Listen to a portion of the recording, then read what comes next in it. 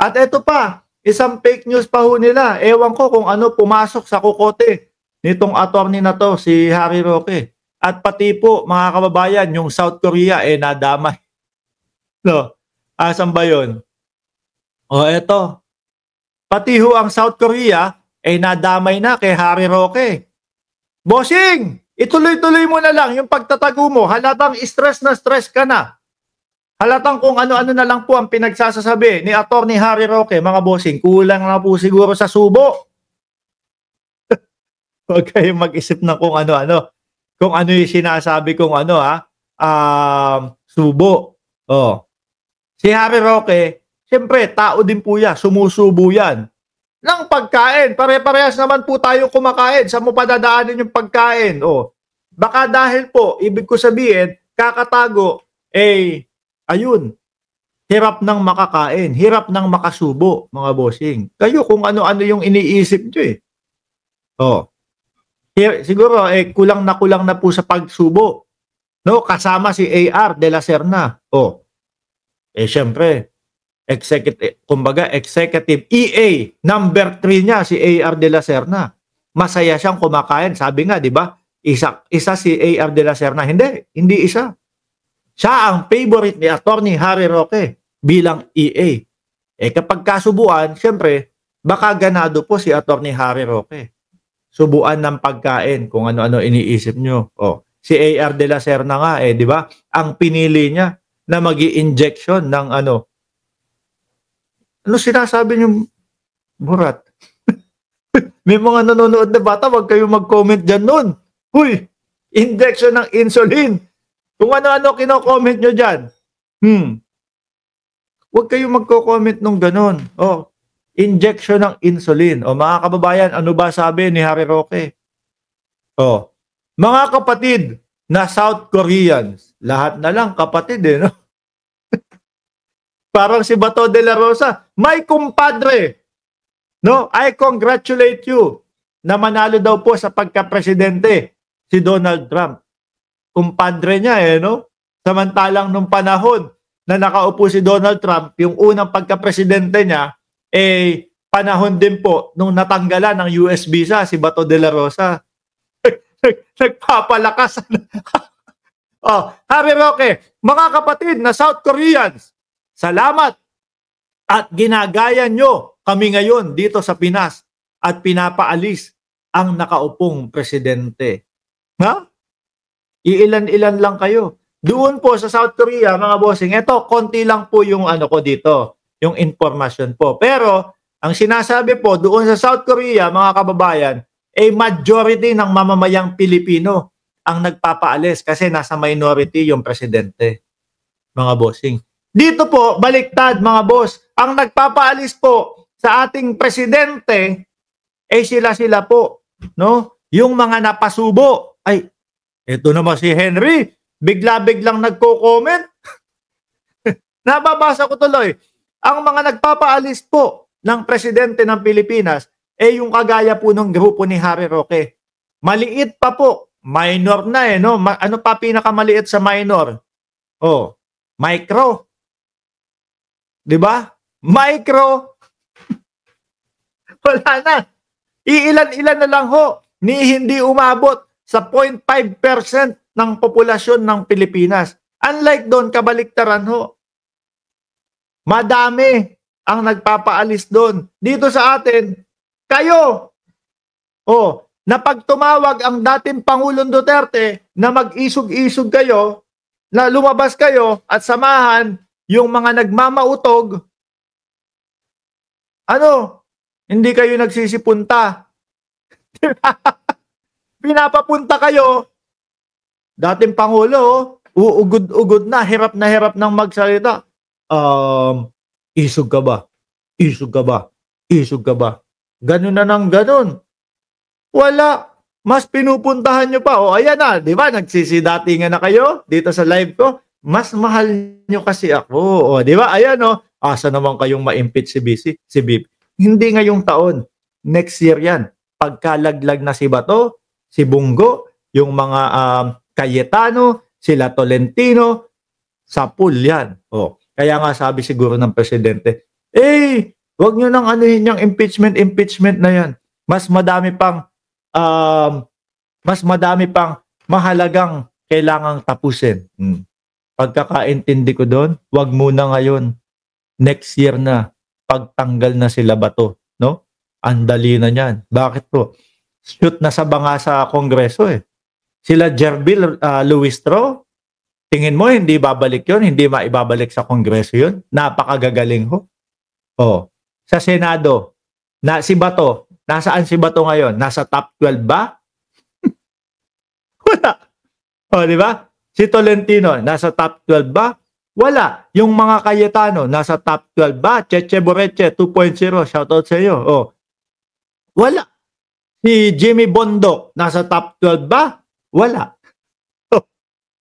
Kaya, hintay lang ng oras. Nasa tamang panahon yan, mga kababayan. Ngayong year na to, hindi na uubra. Pero next year, 2 buwan, pagpasok sa Kongreso, at tapos, okay na sa Senado, ubus na yung mga DDS, sorry, paalam na. Napakadali na niyan. Tuloy natin si Harry Roque. Mga kababayan kong Pinoy, bakit mukhang mauuna pa sa atin ang mga South Koreans na magwagi? Kasi hindi kayo magbawagi. Malabong malabo. Di ba, mga bossing? Paano? Onte na lang kayo. Yung pa-EDSA nyo, wala naman puro vlogger lang ang pumupunta with 8 cellphone. Isang vlogger, 8 cellphone. 2 naka-live sa YouTube, 2 naka-live sa TikTok, 2 naka-live saan pa? Sa Facebook, o yung iba kung saan pang social media platform. Tapos asa sa mga palipad. Kaya gustong-gusto nila, mga kababayan, Kaya gustong-gusto nila, mga bossing, na nandoon sa kanilang parali-rally sa EDSA. Bakit daw ho? Palipad. Yung mga hindi nakaka-receive ng palipad, yung mga regular na mga Pilipino ho. Wala namang palipad yun di ba? Meron daw po, sabi doon sa PNP na ibinalita, di umano. Meron daw 500, 200 lang daw po ang nakuha. Biruin mo, paano sasama ulit sa inyo yan? Nadala agad. Napangakuan daw ng 500. Tapos 200 lang yung na-receive. Paano sasama sa inyo yan? Dinala nyo agad. Di ba?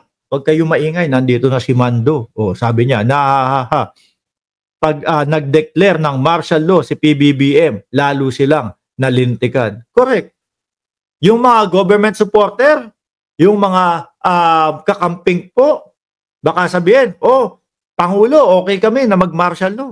Para itong mga to, na mga nanggugulo na lang, matapos na. Bakit kasi gustong-gusto nyo na ma-impeach? Malaki yata ang galit ninyo sa kanya. Malaki ang galit namin hanggat hindi namin naririnig yung mga pagpapaliwanag doon sa mga nawawalang confidential funds. Hanggat hindi namin naririnig yung mga Mary Grace Piatos, yung mga Kokoy Villamin, kung ano ang mga pagpapaliwanag doon. Diba? Malaki talaga ang galit ng mamamayang Pilipino dyan. Hindi namin itatatanggi yan. Dahil mga kababayan, pondo natin yun. Ibinabawas, ikinakaltas po kada buwanang sahod ng bawat Pilipino yung hinahanap natin. Tapos ano ang maririnig natin?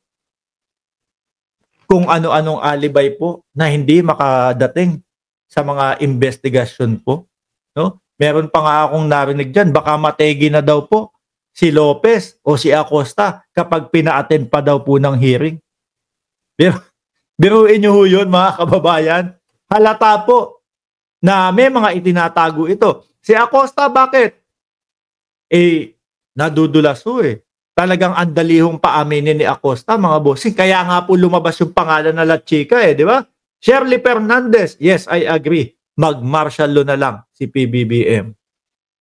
Mga kababayan kong Pilipino, mga DDS, kayo kinakausap nito, huwag kayong aanga-anga, pakinggan nyo yung sinasabi niya. Mga kababayan kong Pilipino, Pinoy, dapat mga kababayan kong DDS, bakit mukhang mauuna pa sa atin ang mga South Koreans na magwagi. Bopols yung mga DDS mo eh. Ayaw mga magsipunta doon sa mga patawag ninyo eh. Di ba? Sabi, ganun talaga. Pag may ginagawa kang illegal, tutugisin ka ng mga Duterte, ha? Ang mga Duterte ngayon ang tinutugis. Sila ngayon ang tinutugis. Anong tutugisin ng mga Duterte? Sila ngayon ang tinutugis. Kay dating Pangulong Duterte, kay Bato de la Rosa, kay Bungo, ICC. Eto naman po, NBI naman po ang naghihintay kay Inday Sara Duterte.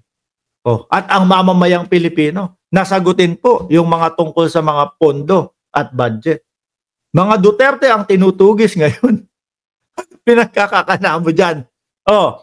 Sabi, bakit daw mukhang mas magwawagi agad ang South Korean kaysa sa inyo? Bopols kasi nga, yung mga DDS supporter, hindi lumalabas, hindi pumupunta.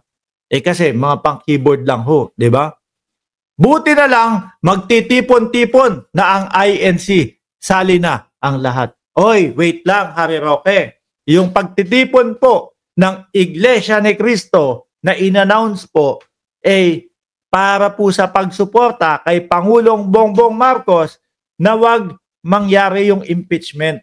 Baka nga yan pagkakaintindi ko. Wag munang mangyari yung impeachment. Baka nga ganyan yung pagkakaintindi ko dyan. Kasi bakit? Sasabit pa sa Senado. Meron pang mga DDS doon. Di ba, mga bossing?